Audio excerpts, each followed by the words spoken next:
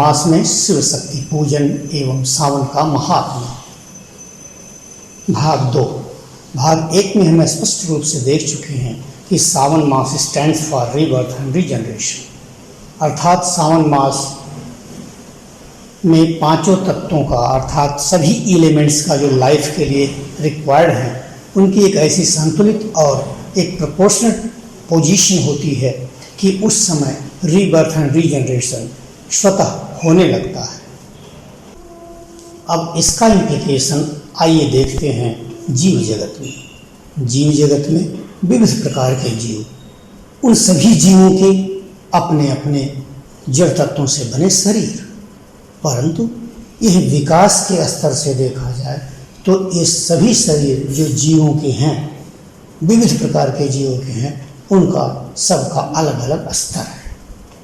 ये बाह्य जगत के पांचों तत्वों के संतुलन वाले संसार में ही रहते हैं और उनके तनिक भी संतुलन के बिगड़ने से इनके शरीर का भी संतुलन बिगड़ने लगता है। जैसा जिस शरीर का, जिस प्रजाति के शरीर का विकास है, उसी के हिसाब से वह इस बाह्य जगत के असंतुलन की स्थिति में अपने शरीर के संतुलन को मेंटेन कर पाता है, उसको बनाए रख पाता है। छोटे जीवों में जो कम विकसित जो शरीर वाले जीव हैं, जैसे ही बाह्य जगत में पांचों तत्वों का संतुलन बिगड़ा, उनके शरीर का भी संतुलन बिगड़ जाता है, अर्थात वह रीजनरेशन और रीबर्थ के लायक संतुलित स्थिति में नहीं रह पाते हैं।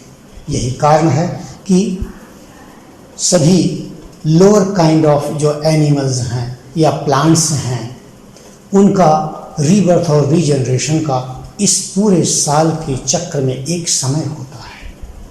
अब आइए मानव शरीर पर। मानव शरीर सबसे विकसित शरीर है पूरे प्लांट लाइफ में, पूरे एनिमल लाइफ में। बाह्य जगत में पांचों तत्वों के संतुलन के बिगड़ने या बदलने के साथ साथ मानव शरीर में पांचों तत्वों का या सभी एलिमेंट्स का संतुलन इतना आसानी से नहीं बिगड़ पाता है, क्योंकि यह सबसे ज़्यादा विकसित है।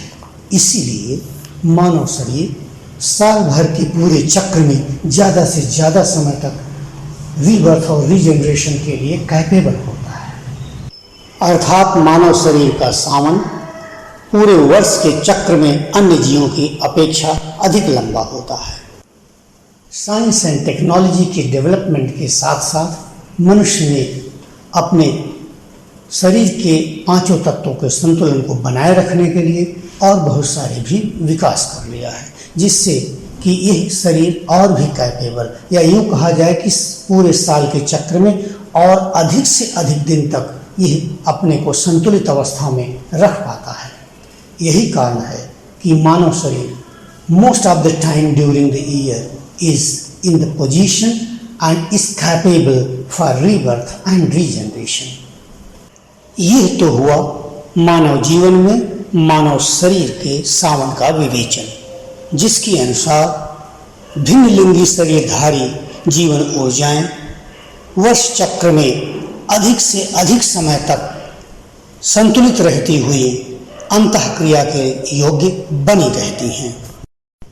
परंतु शरीर के स्तर पर अर्थात स्थूल स्तर एवं सूक्ष्म शरीर के स्तर का जीवन या अंतःक्रिया के योग्य हो जाना ही संपूर्ण मानव जीवन नहीं है। मानव जीवन तो इससे भी कुछ उच्चतर स्तर का है। वस्तुतः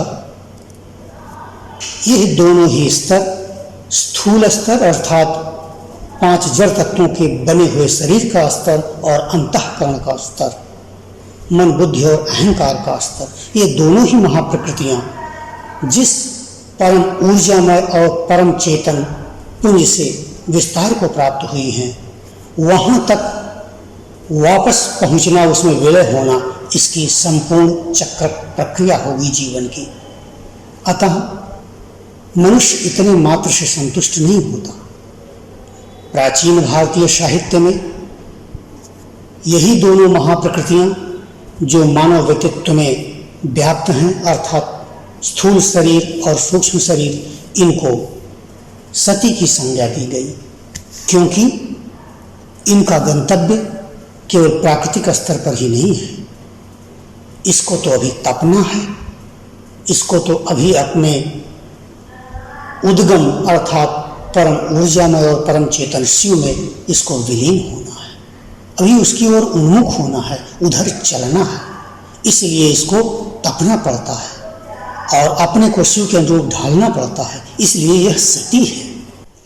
हमारी यह प्रकृति अर्थात सती जिस सावन में उसको अपने शुद्ध चेतन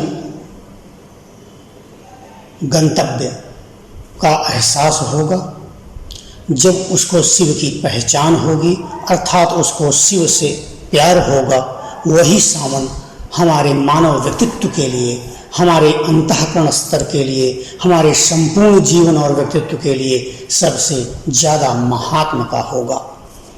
उस समय यह शिव की ओर उन्मुख होती है। ऐसा 2-3 कारणों से होता है।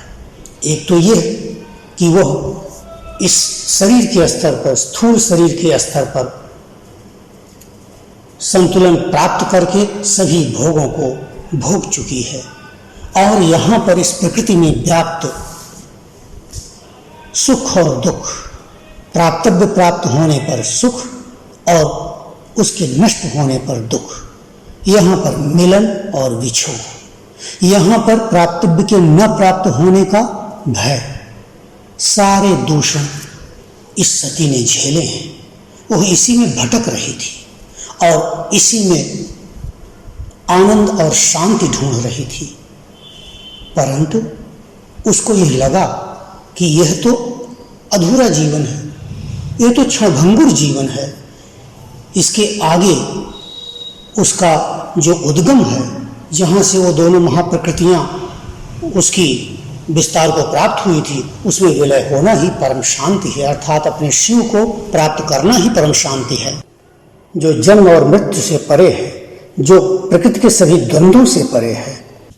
जिस सावन में, जिस संतुलित अवस्था में सती को यह एहसास हुआ और वह शिव की ओर, अपने गंतव्य की ओर अग्रसर हुई, वही सावन सबसे महात्म का हमारे जीवन में हुआ।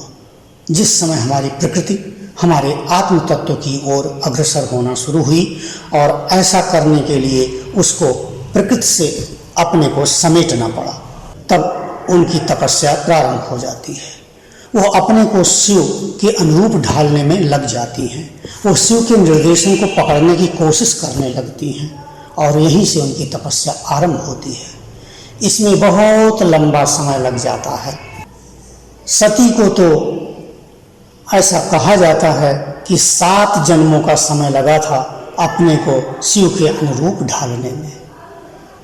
वस्तुतः ये 7 जीवन योग मार्ग पर चलने की 7 क्रमिक भूमिकाएं हैं। अभी हम उस विस्तार में नहीं जाते हैं।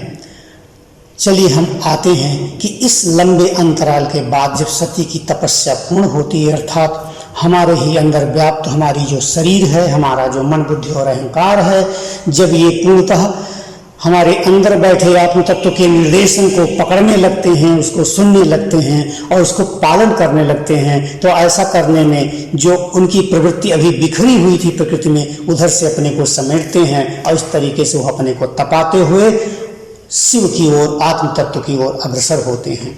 अब वह शरीर और उसके सुख, क्षणभंगुर सुख के लिए अधिक से अधिक साधन जुटाने की प्रवृत्ति छोड़ देते हैं, क्योंकि वो उसको देख चुके हैं, उससे वो संतुष्ट हो चुके हैं और उसको इकट्ठा करने में कितने दुख दर्द हैं उसको भी समझ चुके हैं और उन्होंने देख लिया कि यहाँ शांति नहीं है। अंततोगत्वा शांति उनको अपने शिव तत्व में विलीन होने पर ही है।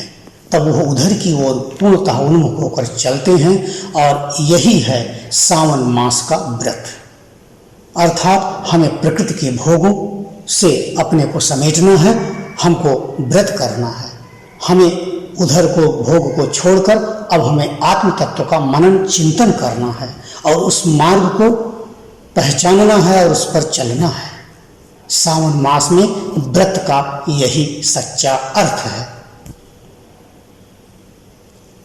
जब ऐसा करते करते सती अपने पूर्ण विलय की स्थिति में आ जाती हैं, सातों जन्म बीत जाते हैं, योग मार्ग की सातों कर्मिक भूमिकाएं पूर्ण हो जाती हैं, तो अंतिम स्थिति जिसको तुर्यगा कहा जाता है उसमें जब आ जाती हैं तो हमारा यह शरीर, मन और बुद्धि जो कुछ भी उस समय कोशिश करते हैं, जो कुछ भी इनकी इम्पल्सेस होते हैं, जो कुछ भी इनकी प्रवृत्तियाँ, मूल प्रवृत्तियाँ होती हैं, उनसे उठने वाले जो हलचल होती हैं वो पूर्णतः शिव के अनुरूप होते हैं।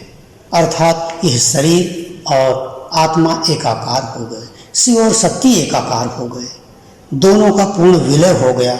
शिव शक्ति के मिलन का अनंत काल तक चलने वाला सावन आ गया। अब हमारे अंदर का संघर्ष समाप्त हो गया। ऐसी संतुलित अवस्था कब आएगी? लेकिन जब भी आएगी वही हमारे लिए परम उद्देश्य पूर्ति करने वाला परम सावन होगा, जहाँ पर केवल हमें आनंद ही आनंद और शांति की ही अनुभूति होगी, जहाँ पर हमारे व्यक्तित्व के सारे तत्व, स्थूल शरीर, सूक्ष्म शरीर, केवल एक ही उसी परमानंदमय, परम ऊर्जामय, परम चेतन में विलीन होकर के वही मैं हो गए। शुभम भवतु।